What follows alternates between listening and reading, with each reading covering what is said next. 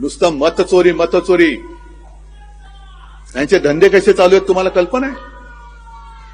आता गेल्या दिवाळीमध्ये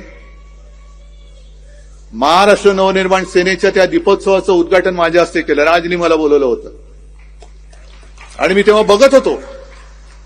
मराठी माणसांची तुफान गर्दी होती, अमराठी सुद्धा त्याच्यामध्ये होते आणि त्या दीपोत्सवाच्या प्रकाशामध्ये त्यांच्या चेहऱ्यावरचा आनंद हा अधिक उजळून निघाला होता.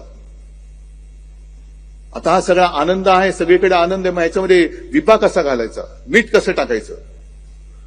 तर गेल्या निवडणुकीमध्ये त्यांनी तो अपप्रचार केला की उद्धव ठाकरे यांनी हिंदुत्व सोडलं,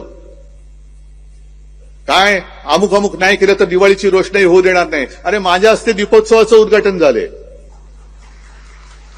आधी जर का कळलं असतं ना तर ती फुलबाजी तुझ्याही बुडाला लावली असती म्हणा, रोषणाईला विरोध. पण हे अपप्रचार असे करतात, यांचा हिंदुत्वाला विरोध. बरं आता काय होणार? हिंदू मुस्लिम पुन्हा सुरू होईल.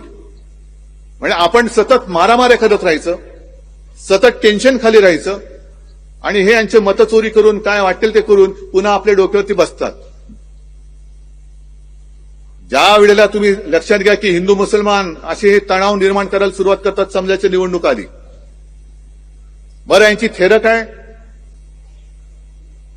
तर काय एखादी जागा अपवित्र झाली म्हणून ती शेणाने सारवायची, म्हणून त्याच्यावरती गोमूत्र शिंपटायचे. गोमूत्रधारी हिंदुत्व यांचं, हे हिंदुत्व आपलं नाहीये. जे शिवसेना प्रमुखांनी माझ्या आजोबांनी सांगितलं ते शेंडी जानवाचं हिंदुत्व आम्हाला मान्य नाही, कदापि नाही.